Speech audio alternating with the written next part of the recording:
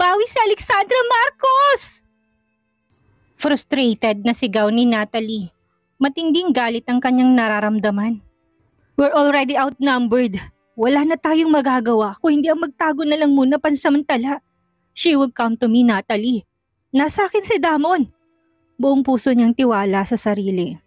Bumaba ng sasakyan si Natalie kaya sumunod siya. Samantalang nasa backseat pa rin si Damon kasamang isang tauhan nila. That's your only chance to get her, Marcus. Hindi mo ba naintindihan? Ngayon sirang-sira ng tiwala niya sa'yo. Napatunayan mo pa sa kanya na hindi mo anak ang mga batang yon. Why did you admit it? Inihilamos ni Marcus ang kanyang mga palad sa kanyang mukha. Pagod na siya. Pero hindi na sila pwedeng bumalik sa mansyon nila Cassandra dahil mapapahamak ang pamilya nito kung doon pa sila tutuloy. Kaya ngayon ay nasa biyahe sila paalis ng Sicily. Nawala nila ang mga tauhan ni Garrett at James. Mabuti na lamang at nakapag-emergency landing sila sa isang hotel. May pagkakataon pa silang dumaan sa fire exit noon at tuluyang maiwala ang mga sumusunod sa kanila. She already knew Natalie. Sigurado ako sinabi na sa kanya ni Garrett ang totoo. Bumuga ng marahas na hininga si Natalie. Humarap ito sa kanya. Matalim ang mga mata. We have to change our plan. Aalis kayo. Isama mong anak ni Alexandra. Hindi natin kayang lumaban sa mga tauhan ni James ngayon. You already lost your chance, but we will find another one. Sa ngayon kailangan mo umalis. Kailangan mo magtago ka. I will help you to fly to Mexico. May kilala akong tutulong sa'yo doon. Babalik ako ng Pilipinas. Paghahandaan kong pagbabalik ni Garrett. What? Gulat si Marco sa plano ng babae. Kung hindi ka niya mahahanap sa buong Sicily, wala siyang magagawa. Kaya kailangan galingan mong pagtatago. Hindi natin ibabalik ang anak niya hanggat hindi pa tamang panahon. Magagamit pa natin ang batang yan. Paano si Alexandra? Anong mangyayari sa kanya? Nagtatagis ang bagang na tanong ni Marcus. Hindi na siya makapag-isip ng tama. Hindi siya kailanman nabaliw sa pag-ibig kagaya na nangyayari ngayon. Wala na siyang ibang maisip kung hindi ang makasama si Alexandra. Hindi siya matatahimik hanggat hindi niya nakukuha ang babae. Alam niyang kahinaan ni Alexandra ang mga bata, kaya susunod sa kanya ang babae. Babalik ito sa kanya. Ito mismo ang hanap sa kanya para makasama si Damon. Mabubuo ulit sila. Mariin siyang umiling. Hindi ako aalis. I'm going to stay. Hanggat hindi ko nakukuha ang pamilya ko. Ang asawa ko. Hindi ako aalis, Natalie. Nag-iisip ka pa ba, Marcus? Nauubos ang pasensya na tanong ni Natalie. Hindi natin kayang tapatan ang puwersa at impluwensya ni James.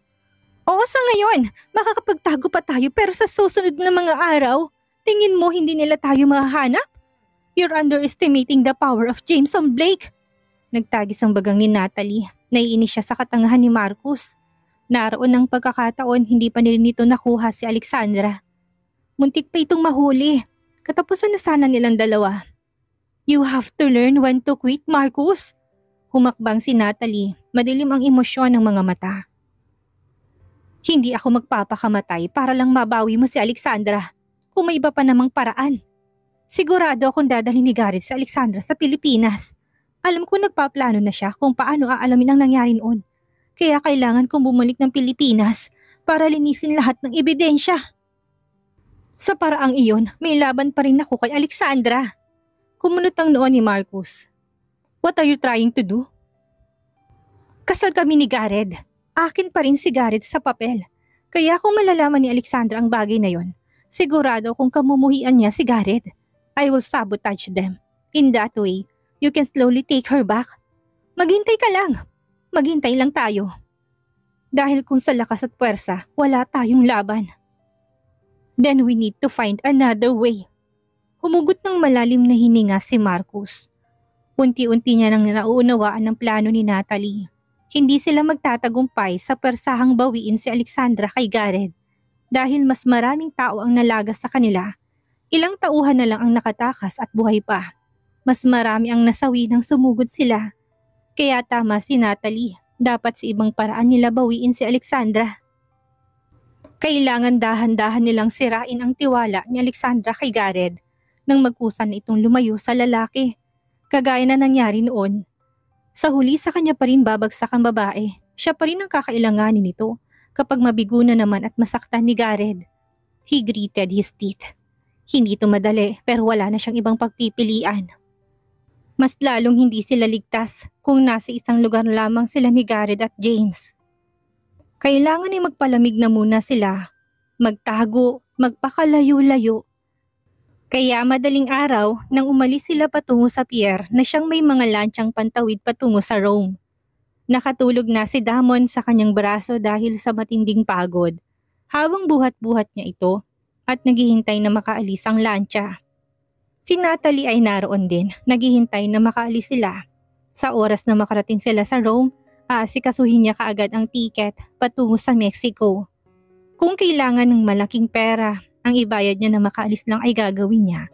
Nagtitiwala siyang kapag makaalis na sila ni Damon, ay babalik na rin si Natalie sa Pilipinas para paghandaan ang pagbabalik ni Gareth.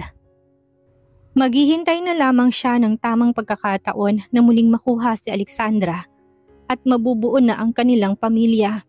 Hindi siya susuko, ngunit titigil siya pansamantala upang makasiguradong hindi sila maiipit. Mahirap na kalaban si Gareth, lalo pa ngayon na hawak nito si Alexandra at nilalaso ng pag-iisip. Change your phone once you're already in Rome. Call me and I will send you money. Huwag kang magkakamali na gumamit ng cards sa ibang bansa. Ako ang magbibigay ng pera. Dahil baka matrace ka ni Gareth. I know. Pagod niyang sagot. Narinig niya na alis na ang lansyang sasakyan nila ni Damon. Nagkatinginan sila ni Natalie. Tumango ito. We can still have our family back, Marcus. This is not the last time we will see each other. Sad nito sa malalim na boses. Tumango siya.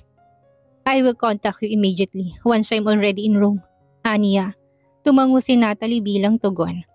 I will keep in touch. I'd book a ticket this morning para mamayang gabi ang alis ko pabalik ng Pilipinas. Tumitig ng mariin si Marcos sa babae. Nagtitiwala siyang maayos pa rin nila ni Natalie ang mga problemang kinakaharap ngayon. Nagawa nilang solusyonan ang mga problema noon. Magagawan ulit nila ngayon ang paraan ng mga problema. Nagising si Alexandra dahil sa marahang haplos sa kanyang buhok.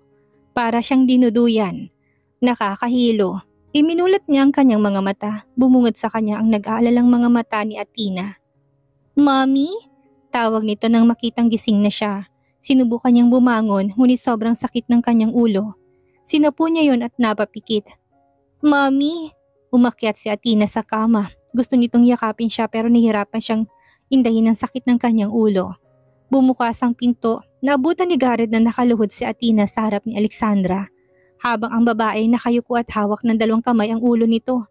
Dali-dali siyang lumapit at hinawakan ng balikat ni Alexandra. Alexandra! Ang sakit! Mahina nitong daing. Mas lalong idinidiin ang kamay sa kanyang ulo. We will call your doctor, Sandra. Aniya. Kagabi pa nang mawalan ito ng malay, kagabi niya pa rin gustong magpatawag ng doktor, ngunit dahil maraming patay ang nakakalat sa buong mansyon, kailangan nilang ilipat ni Alexandra at Athena sa isa pang mansyon para malinis nila ang una. Tinipan niya ang number ni James. Sinilyapan niya si Alexandra na ngayon ay namimilipit na sa sakit ng kanyang ulo. I need a doctor now, James. Alexandra's in pain. Bunga niya na sagutin nito ang tawag. Bigyan mo na muna siya ng painkillers. I will call Dr. Greco. Sa bahay ko na siya papupuntahin para hindi na kailangang ilabas si Alexandra. Ani James. Make it fast. She's really in pain. Kapos siningan niyang sabi. Pagkababa ng tawag ay lumabas siya ng kwarto. Tinawag ang isang katulong para humingi ng painkiller galing sa medkit. Pero wala itong mahanap. Shit! Muli niyang tinawag ang number ni James. There's no painkiller here! Medyo frustrated na niyang sigaw. Calm down, Verado. Ani James. Huminga ng malalim sa kabilang linya. Ask someone to buy a painkiller. There's no need for a prescription. There are some drugstore down the alley. Sagot nito sa kalmadong tinig. Hinilot niya ang sentido. Shit naman talaga. Simula pa kagabi wala pa silang tulog. Maging si James hindi pa ito nakakapagpahinga kagaya niya. Pero siya, punong-puno na siya. Pasalamat na lamang siya at hindi nagiging iritado si James kahit na buong gabi silang gising. At hanggang ngayon ay may pinoproblema pa rin. Siguro'y naunawaan nito ang kanyang kalagayan. Hindi niya maiwan si Alexandra at Athena, matlabis-labis din ang kanyang pag-alala para kay Damon. Hindi pa nakakatulong na hanggang ngayon ay hindi pa rin mahanap ang gagong Marcos na yon. Huling namataan ng lalaki sa isang pier, ngunit wala silang mahanap na record kung saan nagtungong lalaki at anong lansya ang sinakyan nito. Mag-uutos na dapat siya sa isang tauhan na bumili ng gamot nang marinig niya ang matinis na sigaw ni Athena mula sa itaas at ang malakas na kalabog. Agad na bumilis ang tibok ng kanyang puso. Dali-dali siyang umakyat at malaki ang hakbang na tumungo sa kwarto. Naabutan niyang nakahandusay sa sahig si Alexandra habang niyuyugyug ni Athena. Umiiyak ang batang babae, takot na takot sa pagbagsak ni Alexandra. Mabilis siyang lumapit kay Alexandra at sinubukan itong buhatin.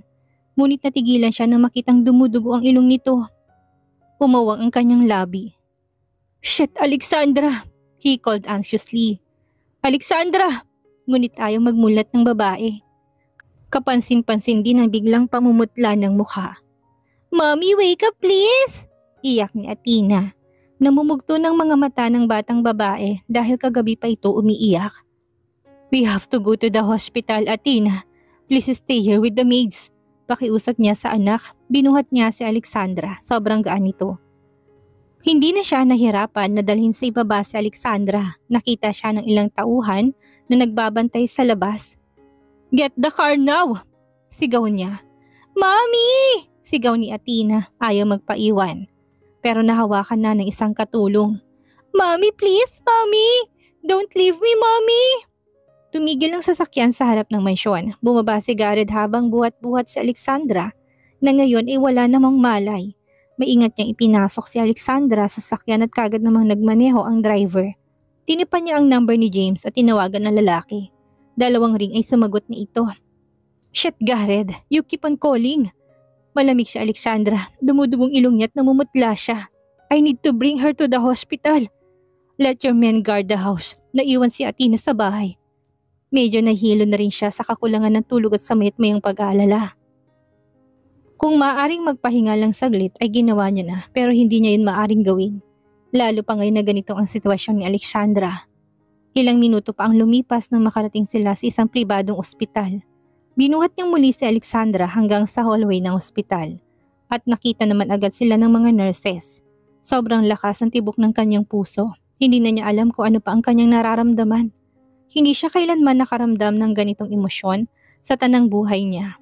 Hati-hati ang kanyang pagkatao. Nag-aalala siya para sa kaligtasan ni Damon dahil tinangay ito ni Marcus. Nag-aalala siya sa kalagayan ni Alexandra, lalo pat hindi magandang itsura ng babae. Nag-aalala siyang baka si Athena naman ang sugurin ng isang bahay at kunin ni Marcus sa kanya. Nang mailapag niya sa stretcher sa Alexandra, agad na itinulak ng mga nurses papasok ng emergency room ang babae. Sumunod siya, ngunit hanggang sa pinto lamang siya ng emergency room dahil hinarangan na siya ng head nurse. Nagtatagis ang kanyang bagang at marinang pagkakakuyom ng kanyang kamao. Malakas niyang sinuntok ang pader sa matinding galit. "I just want to have my family back. Is it too much? Bakit kailangang mangyari mga bagay na to? Shit!"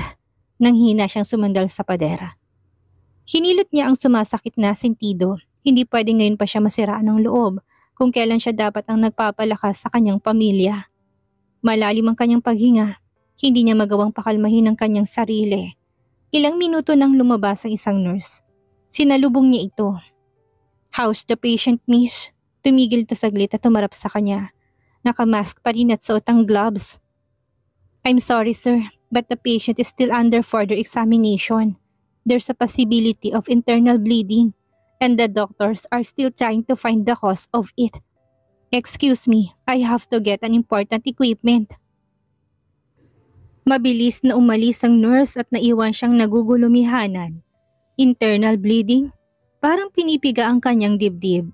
Sinilip niya ang loob ng emergency room sa bintana nitong salamin. Nakahiga si Alexandra habang pinapalibutan ng mga doktor. Kinakabitan na rin ng kung ano-ano ang babae. Isang senyales na nasa kritikal na kondisyon ito. "Alexandra," puno ng pag-aalala niyang bulong sa pangalan nito. "Kamusta si Alexandra?" Bungad ni James sa kanya. Mula sa pagkakayuko, dahan-dahan siya nagangat ng tingin. "She's still in the emergency room. There's internal bleeding. Hindi ko alam kung bakit ganun kabilis ang lahat. Inipit niya ang ulo gamit ang dalawang kamay at pumikit ng mariin. Gulong-gulo na siya. Hirap na ang kalooban niya sa mga nangyayari. How's Tina? Did you go to her? Nanghina niyang tanong. Hindi, dumiretso na ako dito para alamin ang kalagayan ni Alexandra. I actually talked to Dr. Greco. He said that if it triggered her memory in the most stressing way, something worse would happen. Baka itong tinutukoy niya. Tumuwid siya ng upo. Tinignan ng kaibigan at hindi na napigilan ang sarili. Marahan niyang inumpog ang likod ng kanyang ulo sa pader. Stupid. You're so stupid. Dahil sa kanya, napahamak na naman si Alexandra.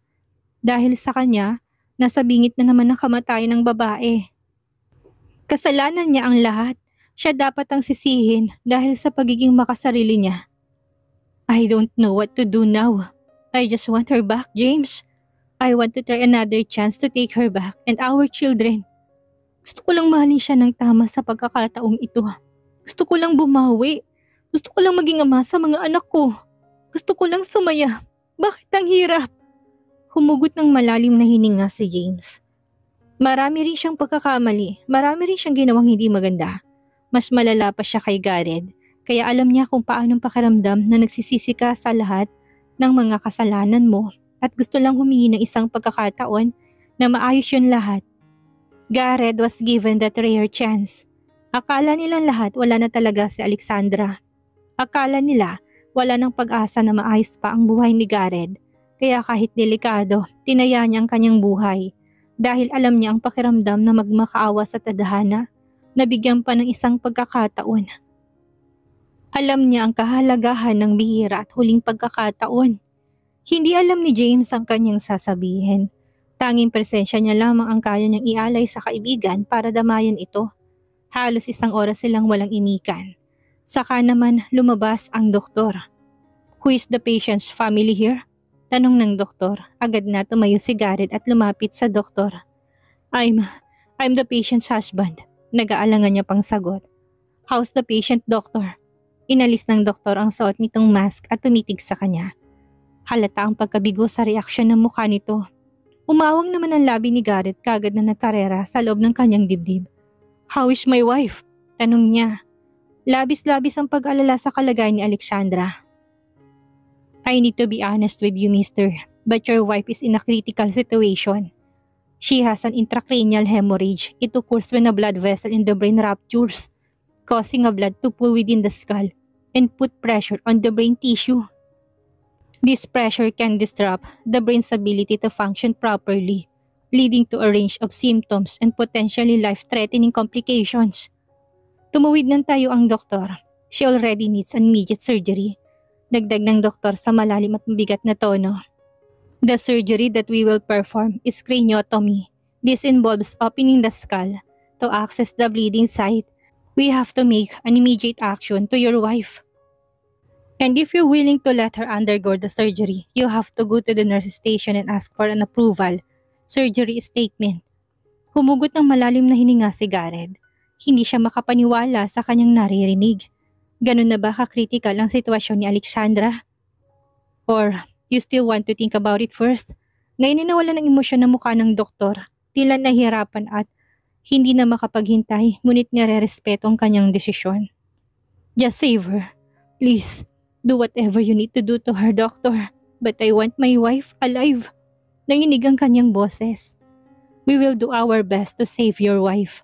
Saka ito tumalikod at agad na bumalik sa loob samantalang natulala pa si Gareth. Nanginginig ang kanyang kalamnan. Nanghina siyang bumalik sa kanyang kinauupuan. Nagiinit ang sulok ng kanyang mga mata dahil sa matinding takot na nararamdaman para sa kaligtasan ni Alexandra. Ako nang kukuha ng papeles sa nurse station. Ani James na makitang kanyang reaksyon. Hindi na siya sumagot. Tinignan niya lang ang kaibigan at dahan-dahang tumango. Nang mawala sa kanyang paningin si James, nanghina naman ang kanyang buong sistema. Tinakpan niya ang kanyang mukha at mariin na pumikit. Sobrang hirap na huminga. Parang may nakadaga na malaking bato sa kanyang dibdib. Kung kailangan ni Alexandra na operahan, ibig sabihin nun ay malaki ang naging komplikasyon sa utak nito. Naramdaman niyang nababasa ang kanyang palad at nag-iinit ang nakapikit niyang mga mata. Hindi niya namamalayan na umiiyak na pala siya. Shit. Naalala niya kung gaano siya kamiserable nang mawala sa kanya si Alexandra. Parang gumuho pa unti-unti ang kanyang mundo. Parang dumilim ang buong paligid simula nang mawala ito sa kanya. Ngayon ay parang unti-unti na namang sinisira ang kanyang bait dahil sa mga nangyayari sa kanila. Bakit ganoon? Bakit masyadong madayang kapalaran? Pinagtagpo muli sila para sirain lang? Pinakita sa kanya si Alexandra para mas durugin siya lalo? Bakit? Hindi niya alam na yumuyugyug na pala ang kanyang balikat dahil sa matinding pag-iyak. Hindi siya kailanman umiyak ng ganito sa pampublikong lugar, but he was so afraid to lose her again. Maisip niya lang na pwedeng mawala ulit sa kanya si Alexandra na babaliw na siya. Hindi niya kaya, hindi niya kakayanin. God, how I didn't know that I've learned to love her even more. Na kahit naniwala siyang wala na ito, mas minahal niya pa pala, lalo ang babae. Bumalik si James, dala ang dokumentong kailangang pirmahan ni Gareth. Naabutan niya nakayuko ang lalaki, nakatakip ang dalawang kamay sa mukha nito. At yumuyugyug ang balikat dahil sa pag-iyak. Natigilan siya. Hindi niya alam kung lalapit pa ba o aalis na muna. Hindi siya sanay, hindi niya kailanman nakitang ganito kahina ang kaibigan. Hindi niya alam na marunong palang umiyak ang isang Gareth Rainverado. Hindi siya umalis, bagkus na natili siya sa kanyang kinatatayuan. Hinintay niyang magangat ito ng tingin at matapos. I couldn't judge him. Bulong ng kanyang isip. Dahil kahit siya, umiyak na rin. Hindi naman nakakabawas ng pagkalalaki ang mga luha. Parte yun ng pagiging tao at nagpapakatao lang din sila. Mapait siyang ngumiti sa sarili. Shit, kung akong nasa sitwasyon niya, I'd still be grateful to be given another chance. Kahit 1% na lang ang kakapitan niya. Kakapit pa rin siya kung ang kapalit naman nun ay mabubuo ang kanyang pamilya at may ibabalik ang babaeng mahal niya.